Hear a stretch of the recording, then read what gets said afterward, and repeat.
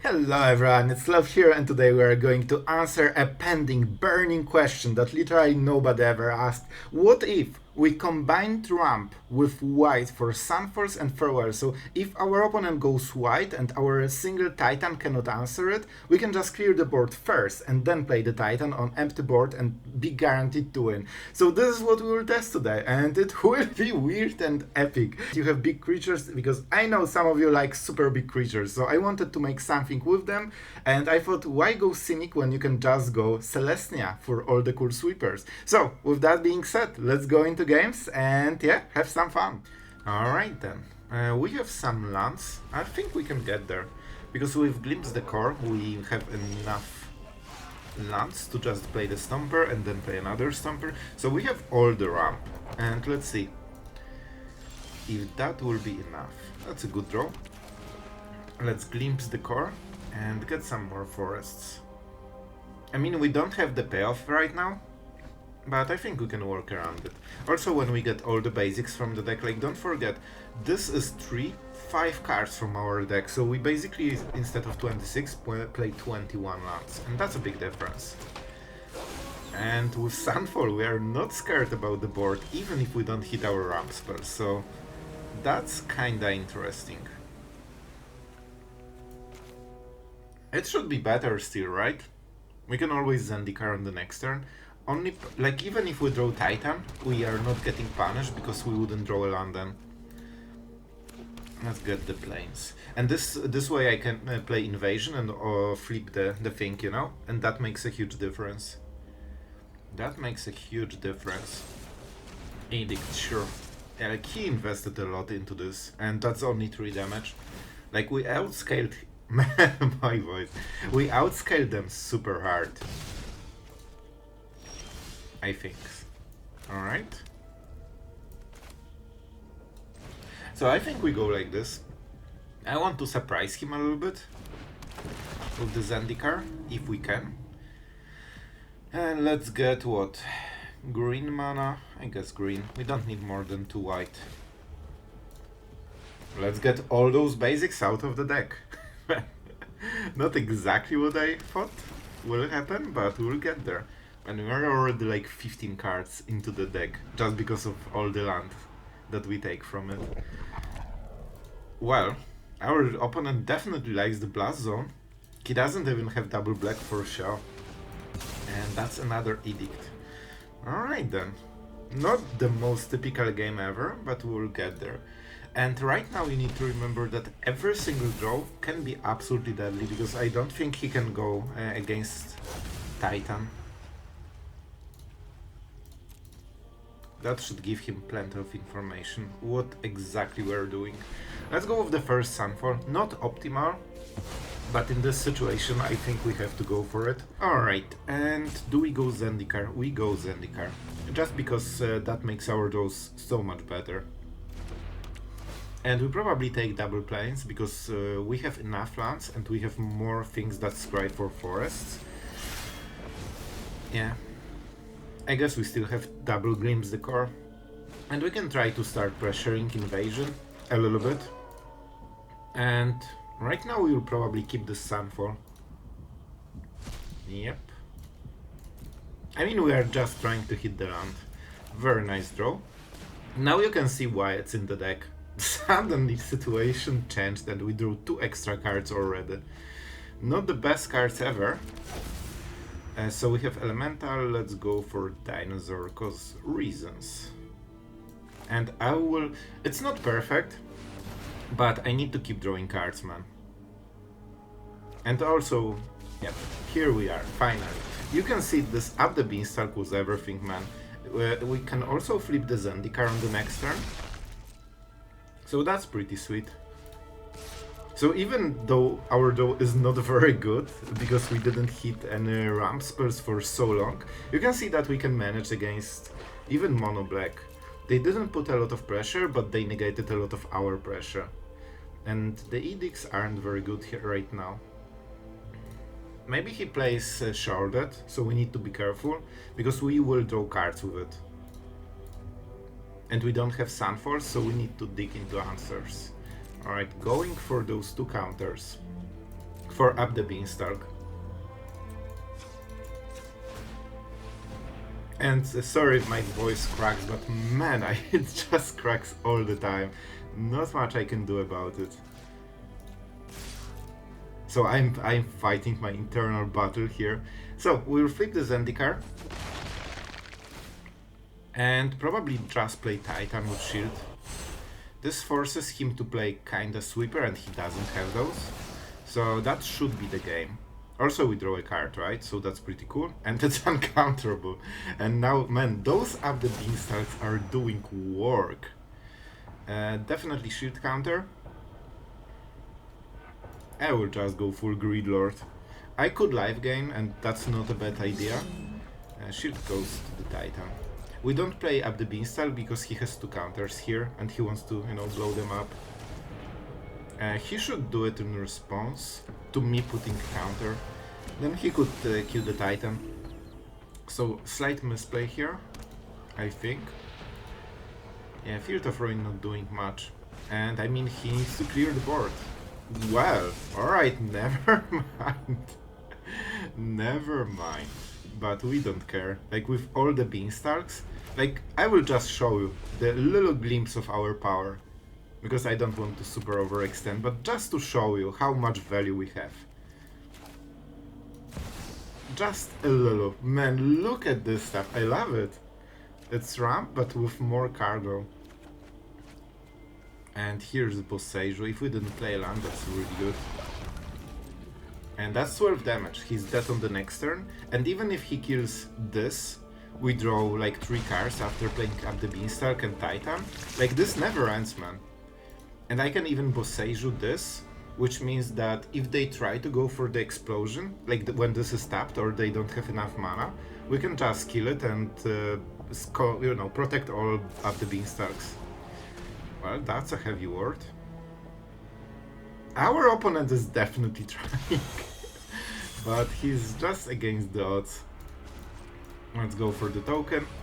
Like, he's losing on so many fronts, and even if he kills every time everything, it just doesn't matter, man. Like, look at this stuff. Like, look at this. Like, we can just keep going forever with the Beanstalks. Okay, unless we draw all the lands. No? Those cards are super strong. And shield counter. And we do it again. Now Mirex. It's just getting worse and worse for our opponent. Basically we are up to full hand again. And we are not overextending. Like, I could just play the turtle, honestly. But you know, it's more fun this way. Alright. He can. He absolutely can. He should do it before I cast something. Maybe now. Because when he responds with this to destroy all the Up the Beanstalks, I'm already having triggers on stack, so I will draw cards anyway. This is on the cast trigger, right? Alright, what do we have here? Well, not perfect draw definitely, and we are on the draw. But maybe we can gather, because with Glimpse the Core we are guaranteed this third land, which means we can play Celestus, which means we can play Tortoise, so no. I mean, we kinda can get there, slowly but surely. And I think the Tortoise will be pretty good here. Let's go for green, because we know... So sometimes if you have Painland, you don't super need the, the normal white source. Well, this is super scary. And Liliana is so insanely good for him. Oh boy, I don't like it one bit. The discard folder. Oh no, man, Liliana is insanely bad for us. Like, she is the perfect creature for this situation. So the Tortoise is already gone for 0 mana. Normally you don't mind it, because it cuts your opponent turn in half. With Liliana, it's just free. Man, it's so free, he doesn't even want to waste the loyalty. Oh boy. I still need to have one more. I think we go with Nissa, right? On the next turn, so it means we won't have time for Glimpse the Core. And he's also losing stuff, so it's not super for free. Alright then. A high cost, but we have to go for it. And that hopefully for... No, it's go... No way it's Edict. It's Edict. Man, so good at magic. Man, his cards are so perfect for our deck. Liliana is absolutely devastating, but most decks do not play her.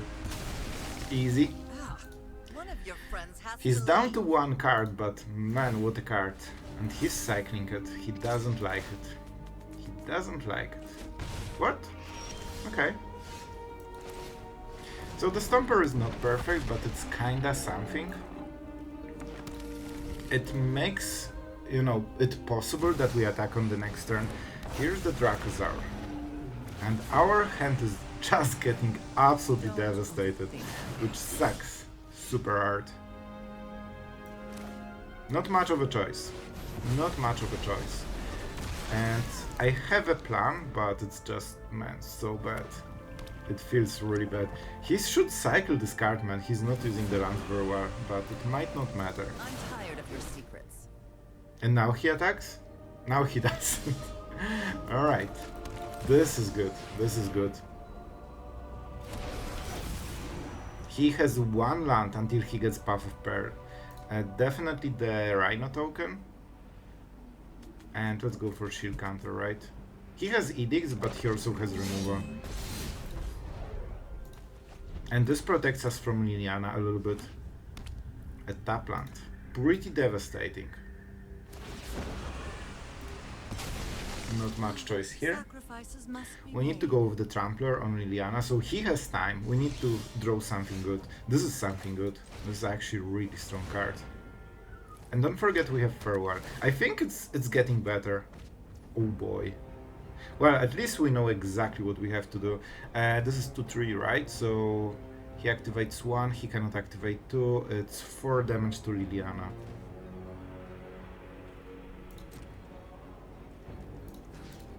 We need to kill her. Like, she's devastating us since the start. Bro, have you heard of our friend Trample? Well, he heard. We've all done this mistake when we activate and there's like, oh, right, the rules, the cards, they are doing stuff. Alright, so I mean, this is insanely good draw because we need to close the game quickly before this hits.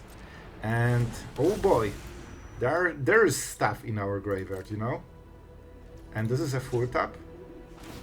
It's not lethal yet. It's not lethal yet, but we can go super hard here. Let's go. I mean... Let's go. You can see that this damage really matters, but is that too late? I will go with nothing. It's for 7 mana. Well, Liliana has low chance, right? So I don't think it should matter. So he's taking the Titan, probably. Live game and Rhino, I would guess. And we can kill the Rhino with Eiganjo, that's why we took it. Definitely he should live game, right? Because then he might survive if he draws the right stuff. He also has all the vents, so he can tank a little bit damage there. And he took the shield counter. The shield counter is really good for us because we can trigger it with Eiganjo. So I don't think he made the best call here, to be honest. If we drew Titan, that would be so much easier, but you know, we are going the hard way. Wow. He actually just top decked the card he needed. Well, that definitely helps. Are you serious, man? You can make all the misplays, but if you draw like this... Holy moly, this was the only turn when he needed to draw this. I'm not sure if we can beat him after this draw. Because now he will start life gaining. Oh my god, I'm so good at magic. Okay, never mind. Man, this is the only draw in the whole deck that did this. Yeah, we are both nice right now. Now it's even. He top decked a perfect removal and I top decked a perfect removal. And as you can see, drawing one single card that answers the situation is the most important part of the game. And that's it, that's game. Because he cannot tank so much damage and he's dead, even if we draw a land. Man, this Boseiju, so clutch. Absolutely clutch. Yeah, the trample is good. To be fair, I think he made some interesting calls, so I think the game could go differently. But man, I'll be honest, I just hit Boseiju. This was the only card that answers what he had for 2 mana. Farewell also, but it was 6 mana, so we would need to draw it during the main phase. Or before the main phase. Alright, let's keep playing stuff. Honestly, land is pretty decent draw. We just need to keep playing lands until 7. Oh, this is really nice. This is really nice. Let's go Cavern. So Dinosaur, because it hits 2 creatures in our deck, and plant hits only this. And then we can try to go with Zendikar. Okay, this is dead. So, let's go for green. We know that we need both Nissa and Titan mana. Oh, I was sure that it's dead. Maybe they will activate it later, but that means they kinda wasted the mana. Alright, Up the Beanstalk. Very scary card. We could kill it instantly with Nissa. But I don't think that's the play. We want to have a board. We want to have a board.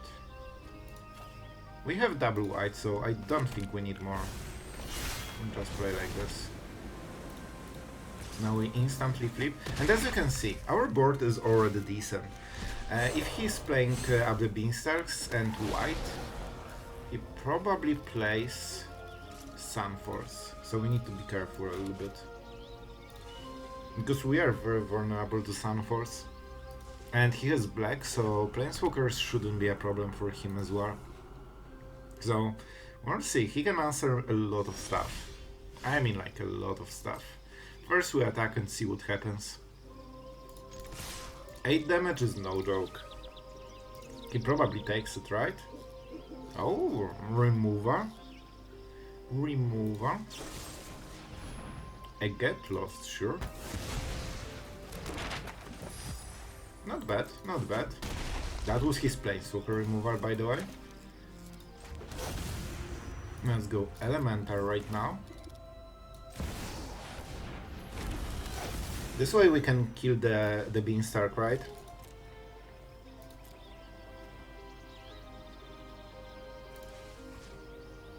I think we go like this. He probably Sunfalls on the next turn, so I don't think it will matter. But we'll try to get stuff, you know? And very nice. We used the map token, so that means 1 turn ahead. That would be our top deck, and it wouldn't feel great. Oh, no double white. He needs 6 mana because he needs to filter the mana with this one. Alright then. He's nearly dead, man. If we hit the map token right, he's dead. Because that doesn't live game, it's not the, spelunking thing.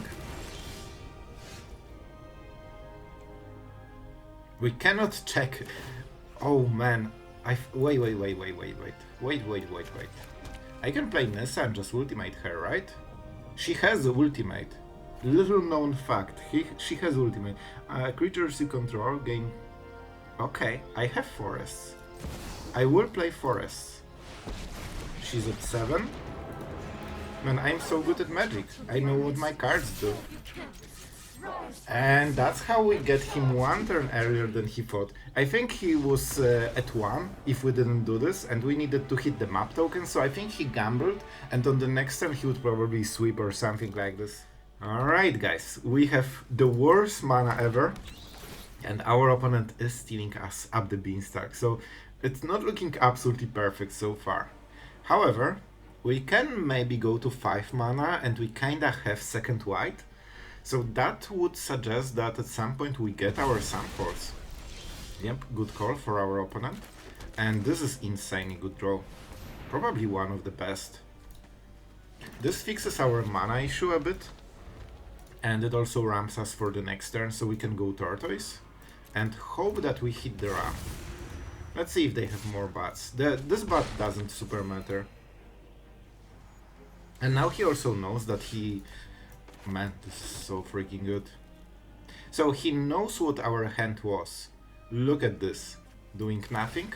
Enjoy your removal, my friend. He's keeping go for the throat for the Tartar. Because he knows about it. And let's go for both mana, right? This way we can cast everything. Titan is triple green, so that's something to consider, but we can... okay, so Cavern goes on the Elemental. Then we can get any kind of mana. Here's Soaring. Well, that's really good for him. Planeswalker is the only thing that we actually care about, and especially the Cardo one. Into the Sacrifice Engine. Well, that's insanely good for our opponent. This is actually insanely good. So I think we need to play like this. This way we can at least try to get card advantage, and we have a good discard target. But Soaring together with Liliana is absolutely disgusting combo, because they will draw 2 cards a turn, and they can skip one of the cards every turn and just destroy our hand. So this is why we need Up the Beanstalk as soon as possible. I like the fact they went for the Vampire. I think they're trying to protect the Zendikar. Maybe. Sure. Liliana will be such a problem, because she might be ultimating this game. There's not much we can do about it. Alright, we go with the Caverns. Oh boy, the draw. The draw of guts. So when we play this, he will play something horrible like a Charlotte or something. And we will not feel great. But I need this card, man. Like, I need to start getting something that is not a land and not a ram. We have plenty of those. Let's activate this one. And even though I could try to flip the Zendikar, I think this is better. To fight with the wrong necromancer. I think we played this one land. Just to have triple green easily. And those 2 probably are for discarding. So I don't mind the discard. But the problem is that he's getting so incredibly ahead. Like, he's getting basically 3 turns to our 1. My ways And that's not perfect. That's not perfect. And we are not having a single, you know, payoff spell so far. So not looking super hot so far. Liliana is our only asset right now, because we can use our bad lands to keep discarding stuff. Go for the Throat is meaningful, but our draw is so bad that he doesn't even know about it. That's how bad our draw is. He doesn't even know that he needs this. I mean, 1 Rex can change a lot here, because we can start killing the Planeswalkers. Well, I need this into something that keeps drawing cards. This is how we win. If that's a land, that's probably game. Not a land, but also not very good. Shouldn't matter. I mean, let's try. Let's try. And we'll start double attacking, right? Go for the Throat? Go for the Throat, sure. I mean, we know everything. Let's activate it. I could make me X token, but I want to try to be aggressive a little bit. Oh no, that's actually bad. I shouldn't activate it, my bad. It was a mistake. Because if I attack, he will give me the card. And then discard it with Liliana. So I cannot attack. I need to attack as while I have 4 mana or more. I mean, we just need to draw finally our cards. Because man, it's been 1/3 of the library and not a single big hitter. Like no Titans, no Nissa, no Rex, nothing. And our opponent is basically drawing 3 cards a turn. So it's like every turn we are falling insanely behind, but in 1 turn I don't think anything can get us back. And our draws just keep getting absolutely horrible. Planeswalkers will ultimate in a moment, and here I am drawing more lands. Even with double Up the Beanstalk, right now everything we draw that is 5 mana or higher is just insane value. And as you can see, he's just nuking his own hand, because he wants to ultimate Liliana. So this is probably the last turn to draw stuff. And I need stuff. I can attack Liliana, I guess, right? So maybe we have 1 turn more, because we have 4 creatures. Bro, with those draws, The game is absolutely not possible. Like if you draw the the ramp part and never draw any kind of big creature, I mean, why do you even ramp them? Alright, let's see this one. Our ramp is pretty decent. Glimpse the core. The Beanstalk will be hard to, insert into the game before the Titan, but I think we can make it. And we are already starting. And you can see how fast this round goes. Stomper on the next turn, and then we see from there. We already ramped 2 times. Alright, enchantment, so we will have plenty to kill. Let's go the Stomper. And probably next turn up the Beanstalk, right? What about the mana? Let's go like this. This way we don't need to pain ourselves. You always need double white for this deck. No more, no less. Always 2 of them. Alright, so Titan won't come on the next turn, so I hope Up the Beanstalk can get something or a top deck. Alright, our opponent didn't attack. Okay, Sunfall, so we won. And this is something I like about the deck. Even if you don't overwhelm your opponent on the board, like you can just go full control mode and sweep whatever they have. Not sure why they were scared to attack. I think they missed the text on the Stomper. Well, that's super mean. That's really mean. My friend, you're a monster. So we both get the card. Alright then. We both get the card. And I put the shield counter. I mean, I'm not sure if I should. I probably should just make a ride, to be absolutely fair, but let's go with it. Alright. We go like this in case he wants to block, but probably he doesn't want to. Titan of Industry, like it could be, the shield counter can be good for combat, but it's not the optimal decision. The Rhino is just simply better here. Urza. Huh. A Planeswalker deck. So it's not enchantments.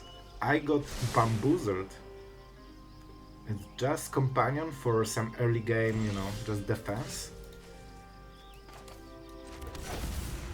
And let's go for whatever. Alright.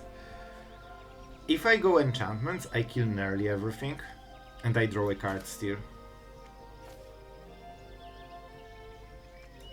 The second chapter is putting a Planeswalker. Pretty scary stuff. Let's go for it. And let's go graveyard. I'm doing it mostly because I already draw the card. So I get some value and I really need to push him down to 5. Not good enough, but good start. Good start. Now we don't draw cards with those Sunfall, so the cost was high, but I think it's still worth it. Alright. And this is why the second part of the deck comes into play. Well, I think he whistled, but even if he had like insane creatures, we can Planeswalkers are a problem. Alright, hard to say, it depends what he hits. Sure. Alright guys, so we're after the games and we had some weird situations today, but they were pretty epic and I enjoyed ultimating Nissa. It felt like I'm smart, alright, because I never ultimate Nissa, I always make a huge creature. So, what about this deck? I kinda enjoyed it, I have to say, because it feels like a perfect hybrid for like big creature stuff and the teamy gameplay, and at the same time you still have this cool gameplay of just sunfalling your opponent's board and seeing him scoop. So you have both of the worlds basically in this deck, and it also happens that Sunfall is better in this deck than in the other decks, just because you have Glimpse the Core, Irencrag, Stomper and Celestus. Those are the ramps that matter because they all hit before turn 5.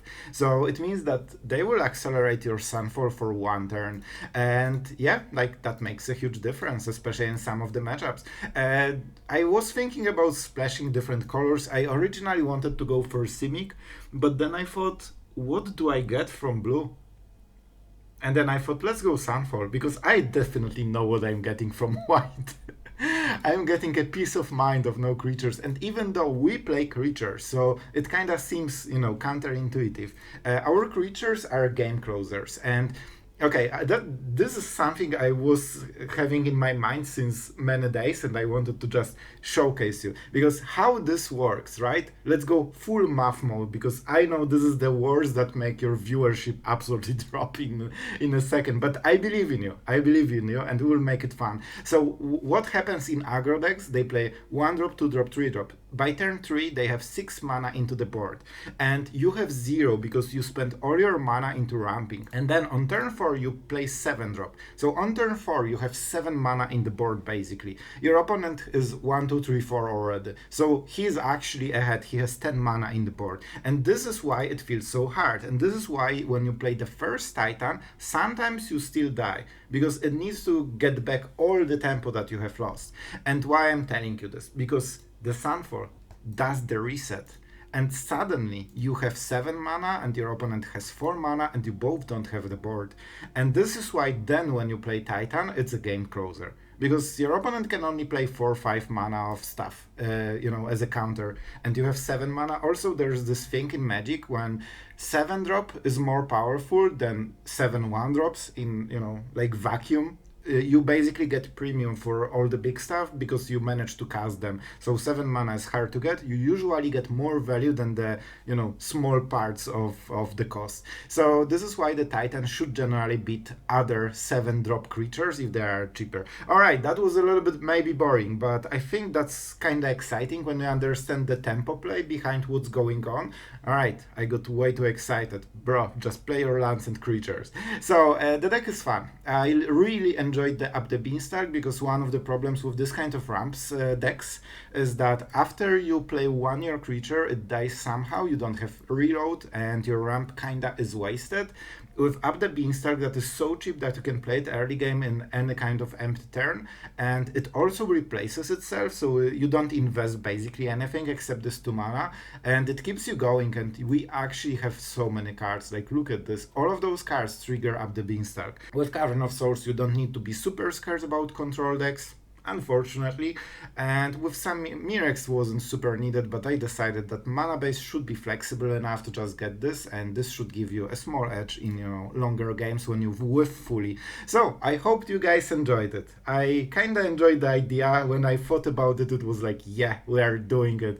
And yeah, I think it's kinda decent take on the ramp if you want something new, and it kinda does the job. Alright guys, and to be honest, I think that's kinda it. We should wrap it up, and if you are interested in other cool decks, don't forget to watch other videos. Like, we make content daily, so maybe there's something you didn't watch. And as always, really thank you for being here, being until the end. If you stayed until here, like, I like talking about Magic, but yeah, I appreciate that you care, and it's super fun. So that's kinda it. Thank you, and see you tomorrow.